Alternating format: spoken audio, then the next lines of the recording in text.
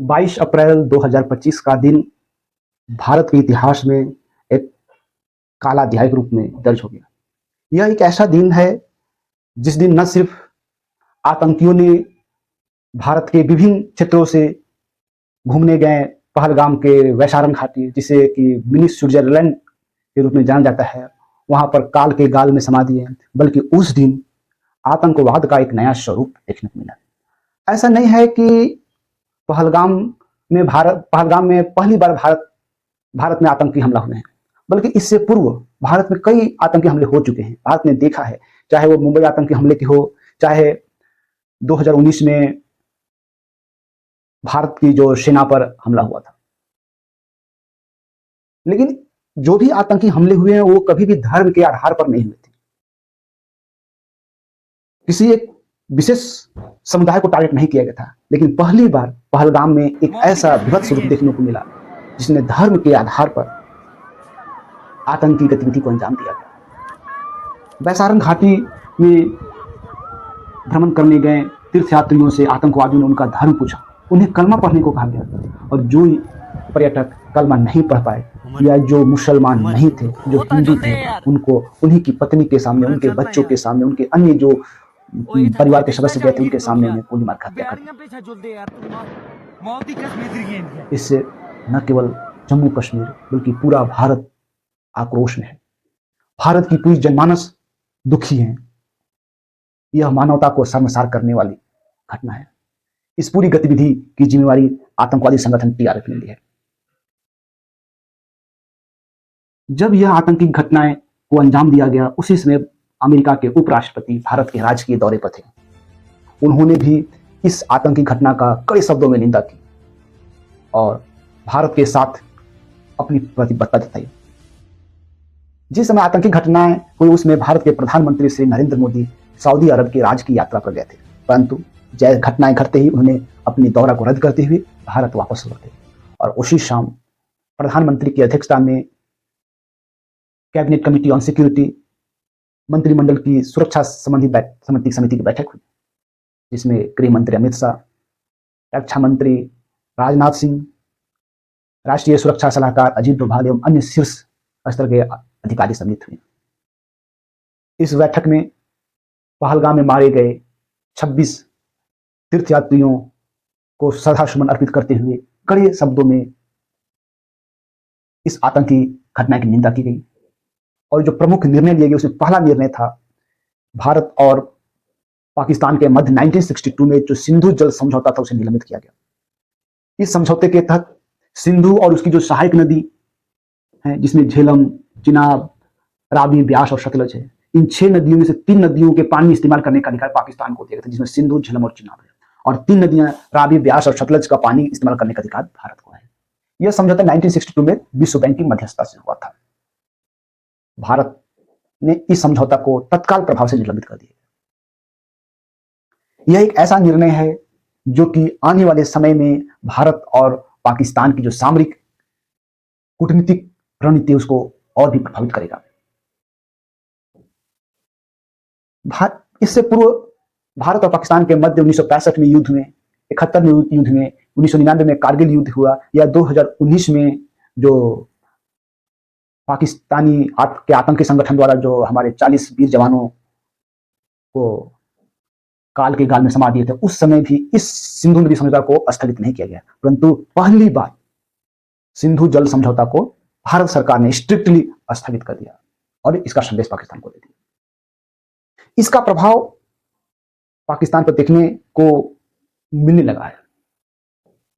पाकिस्तान की कुल कृषि योग्य भूमि का 80% भूमि सिंधु और उसकी सहायक नदियों पर निर्भर करती है।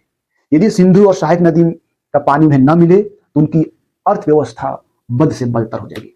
आज की स्थिति यह है कि वहां पर आटा हो, सरसों तेल हो या अन्य खाद्य सामग्री बहुत ही उच्च कीमत में मिलते हैं, उनकी अर्थव्यवस्था ऐसे ही खराब है। दूसरी चीज कि पाकिस्तान की 60% आबादी इन्हीं नदियों के आसपास रहती है, अर्थात उनके लिए पीने का पानी भी इन्हीं नदियों से मिलती है।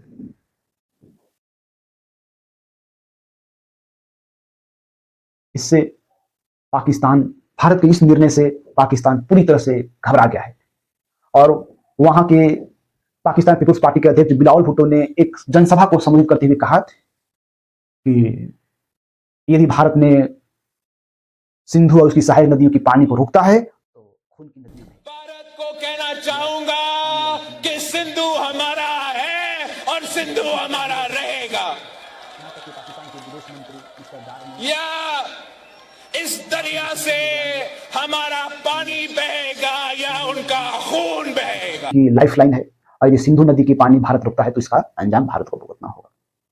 परंतु इस मंच से और भारत की ओर से हम सभी भारतवासियों का स्पष्ट और कड़ा संदेश है कि पानी और खून एक साथ नहीं बह सकता है, जिसको भारत सरकार ने भी स्पष्ट संदेश दिया है।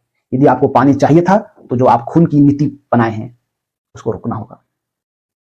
इसके बाद दूसरा प्रमुख जो निर्णय कैबिनेट कमिटी ऑन सिक्योरिटी में लिया गया कि जो भी पाकिस्तान के टूरिस्ट भारत आए हैं उन सभी को 48 घंटे में उनकी वीजा को सस्पेंड कर दिया गया। अर्थात चाहे कोई पाकिस्तान के नागरिक भारत में घूमने आए हों, चाहे वो इलाज कराने में आए हों, सभी को 48 घंटे के अंदर भारत छोड़ना होगा। जिसके लिए हमारे गृह मंत्री श्री अमित शाह ने सभी राज्यों के मुख्यमंत्री से टेलीफोनिक बात की और उनको निर्देश दिया कि अपने अपने राज्यों में यह देख ले कि कितनी संख्या में पाकिस्तानी हैं और उनको तत्काल भेजने की व्यवस्था करें।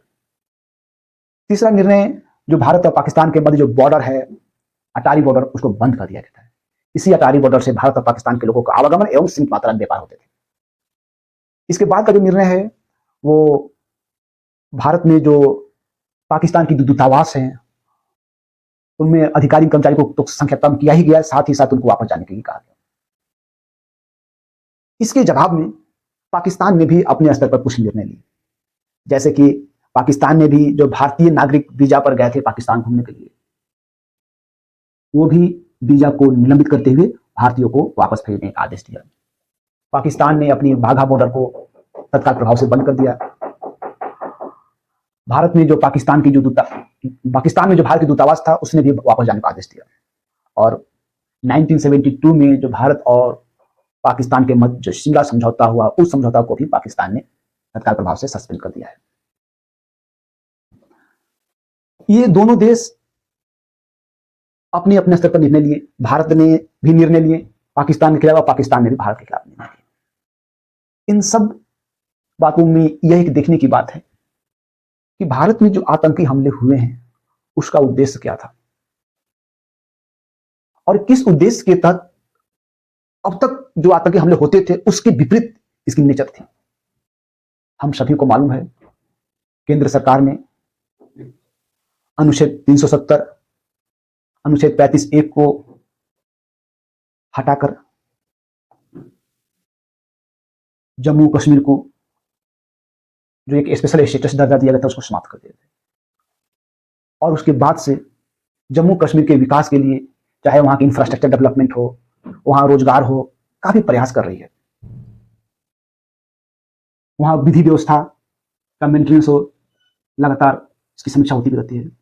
और इन सभी का परिणाम पिछले 2-3 वर्षों में वहां पर पर्यटकों की संख्या में काफी वृद्धि हुई है। इससे न केवल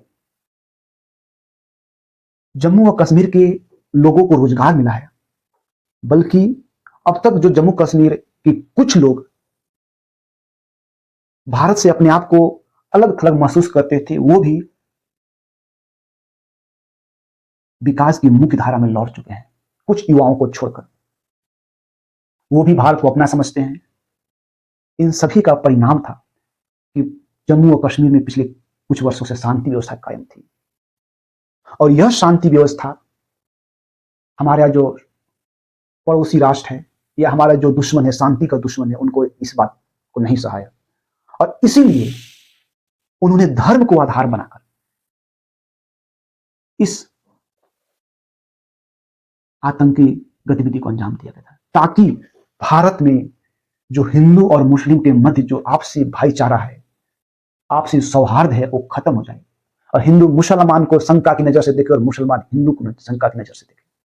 लेकिन हम ये बता देना चाहते हैं और भारत सरकार ने स्पष्ट तौर से संदेश दिया है कि भारत की जो संस्कृति है ये गंगा जमुनी की संस्कृति है। यहाँ सभी आपसी सौहार्द के साथ रहते हैं, किसी भी प्रकार की कोई किसी मनमुटाव नहीं,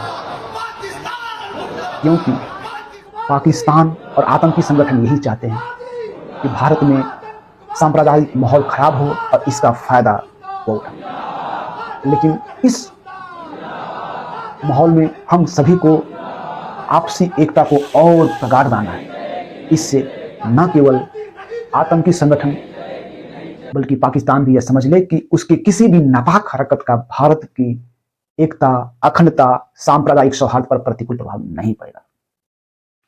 यह सुखद संदेश है कि पहलगाम के आतंकी हमले के बाद भी भारत के संपूर्ण क्षेत्र में हर समुदाय के लोगों ने इसका विरोध किया और जो भी पहलगाम में मारे गए थे उनके प्रति श्रद्धासुमन अर्पित किए।